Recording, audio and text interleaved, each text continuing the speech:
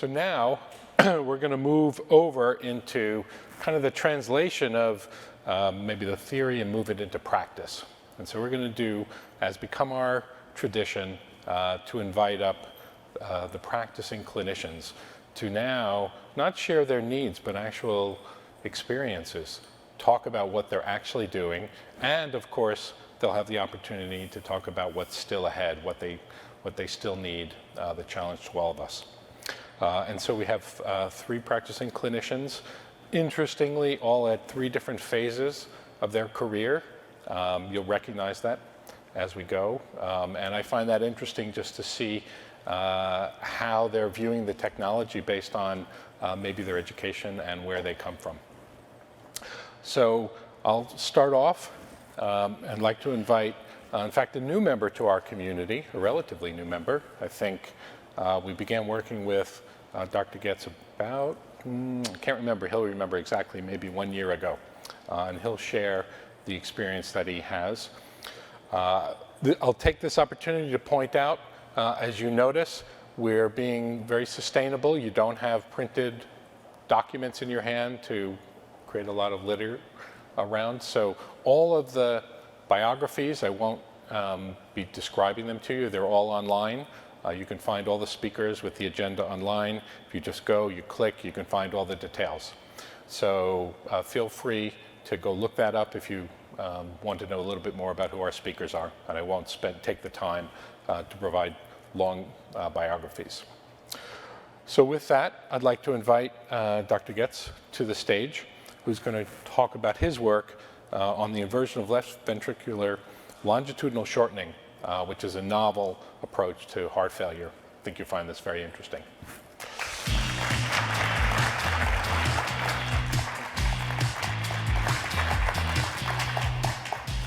Thank you, Stephen, so much for inviting me here and giving me this opportunity to show you my idea of the heart. I'm cardiac surgeon by profession. I was trained in Germany, was working there in the clinic until about 15 years ago. Eventually, I stopped practicing, started my first company, and developed the heart valve prosthesis, a transcatheter heart valve prosthesis that we sold then. The next project is one that addresses actually the largest medical need in cardiology, and that is heart failure. I have to just find the right button. So the company is called Aortic. Aortic started with an idea, with an observation that I made regarding the function of the heart that is overlooked in the cardiology community. I want to say this so simple. So for this, to explain to you what we are doing, I want to go a little bit into the function of the heart and how the heart contracts. So when the heart contracts, it has a transverse contraction. We are all aware of this, we know this, but very important for the heart is the longitudinal contraction.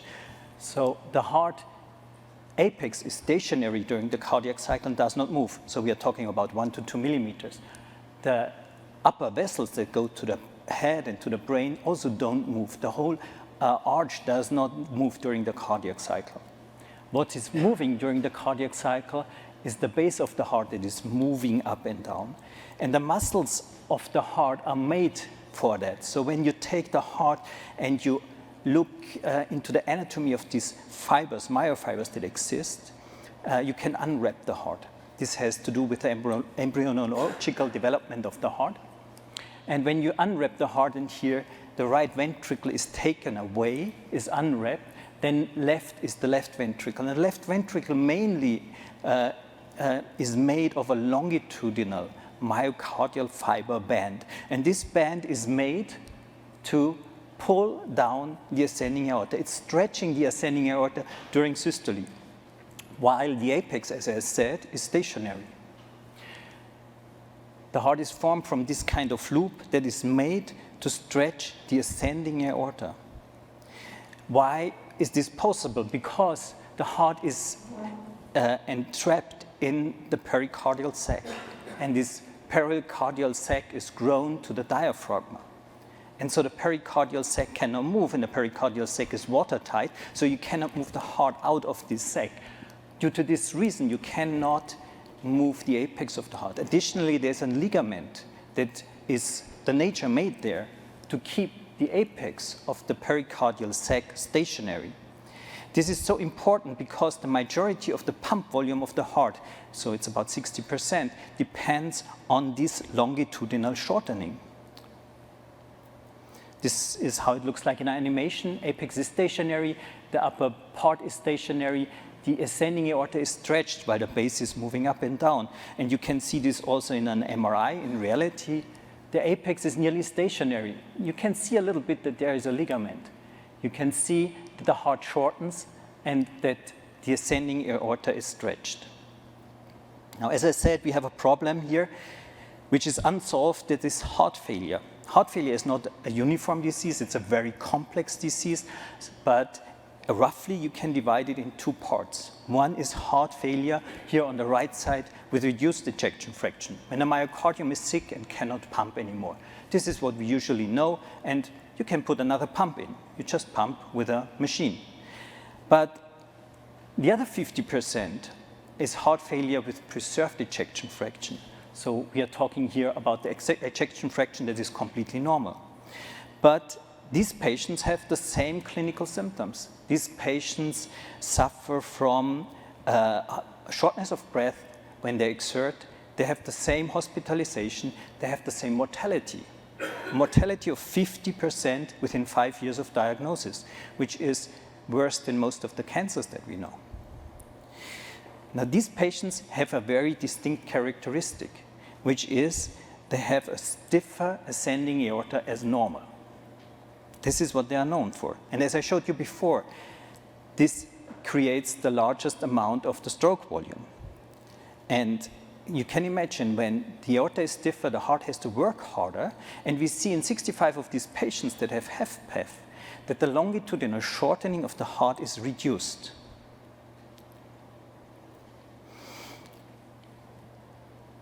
So there are clinical studies in several thousands of patients that showed that the long axis shortening of these patients is affected, and that the stiffening of the ascending aorta is correlating with the symptoms of these patients. Now, I want to make it very simple. I imagine the heart as a cylinder where the cylinder head is moving up and down. On one side, you have the myocardium, the pumping heart, the heart. Here is the base of the heart, and here is the ascending aorta. Now, as I've shown, during the cardiac cycle, during systole, the heart is stretching the ascending aorta. Now, when the ascending aorta becomes stiffer, it becomes harder for the heart to stretch it until eventually a point where it cannot stretch the ascending aorta anymore. So, and this aortic stiffness that is affecting the longitudinal shortening of the heart affects the systolic function, the systolic longitudinal function, but also affects the diastolic function of the heart, which will then cause increase of pressures in the heart, and then shortness of breath and the symptoms of heart failure. Eventually it looks like that. The apex is stationary, the upper vessels are stationary, and the base of the heart remains stationary because the heart cannot stretch anymore this stiff ascending aorta. Now we come to the Living Heart project. So this was the theory behind it, and we wanted to see if this might be a valid hypothesis. So Jiang, I don't know where she is, she helped me a lot. And she developed the heart model with a pericardial sac, which has not existed before. And you see here on the left side, up here, how the ascending aorta is moving up and down by 11 millimeters. Now we stiffened this ascending aorta, and the effect is that the ascending aorta remains stationary. Now, amazingly, you can do pressure volume loops. So you measure the pressure and the volume in the heart. On the left side, you see a normal pressure volume loop. You see during diastole how the heart fills.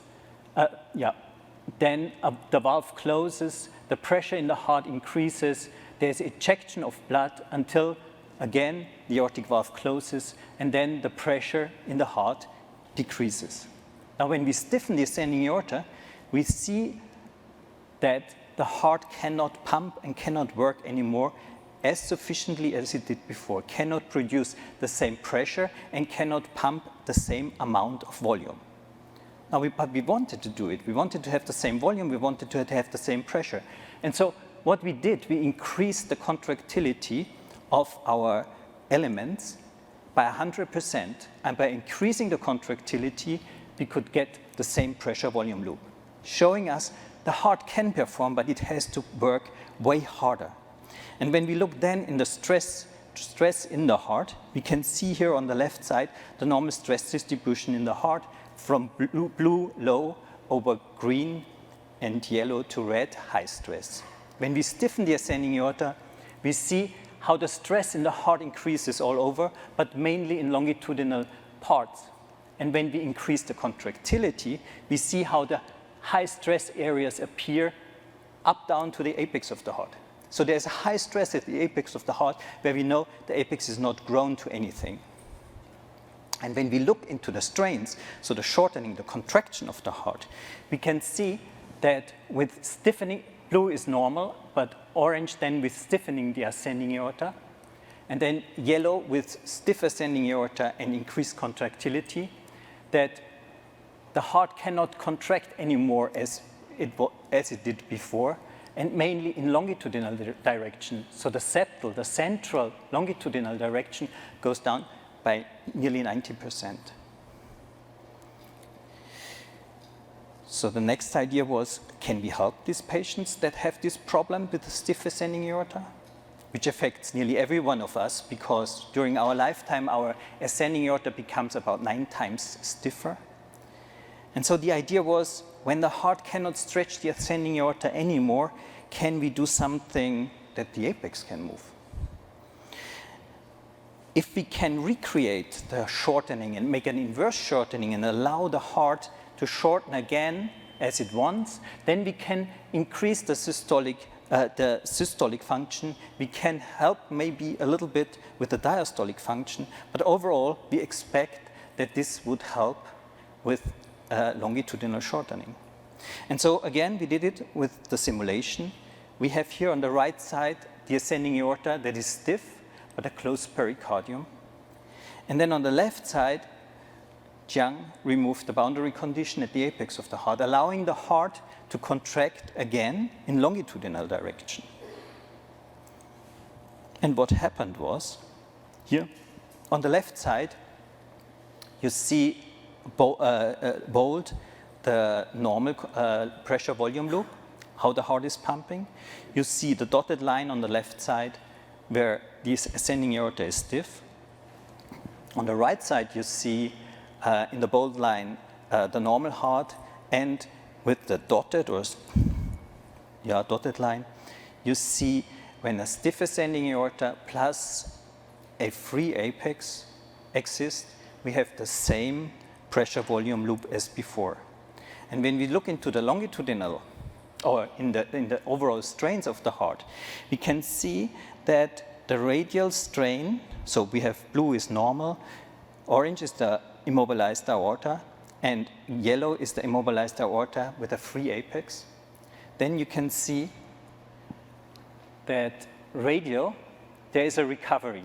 So radial strain is here the thickening. The circumferential does not change. Here from the longitudinal, from normal to stiff ascending aorta with a decreased shortening, recovers and becomes even better than before. And especially this affects the longitudinal strain at the septal portion, but then overall the other portions too. And when we look into the stresses of the heart, we see on the left side the normal, we see in the middle the stiff ascending aorta with a high stress, and on the right side there is the heart with a free apex and a stiff ascending aorta, where the stresses go down nearly to baseline. Now, how we can do this? So this is now the challenge that we have. How can we free the apex? We cannot just open the pericardium, because then this will grow together, will cause scarring, and we will have disappearing of this effect in a few weeks or days. So the idea that we have now is we develop a pressure compensation chamber, a chamber that allows volume to go into the pericardial space during systole, and when the heart fills, that the volume in the pericardial space will go outside. You see here on the left side an echocardiography. The apex of the heart is on top, the base of the heart is at the bottom. And can you run this again, please? And what you can see is the apex remains stationary while the base of the heart is moving up and down. Now then, we implanted our pressure compensation chamber, where one chamber is in the pericardial space. There's a connector in between, and one chamber is outside of the pericardial space. And what you can see then is that the apex of the heart is moving. There is a space that is filling up during systole, and this is our pericardial balloon. And we observed that there was an exchange of volume of about 15 to 20 milliliter. So we can, with this pressure decompensation chamber, we can improve the longitudinal shortening of the heart in patients with a stiff ascending aorta, increasing the stroke volume, because this is the volume that goes out, in and out here, by 15 to 20%. These 15 milliliter are 20% of the stroke volume of the heart. Now, we have done first experiments, and the next step is going to be to build this device.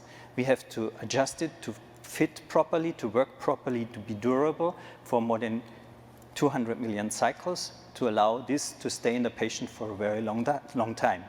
And this we are going to do, hopefully, with the help of the Living Heart project. And I'm looking for this, and I hope FDA will accept this and will help us there too. Thank you very much.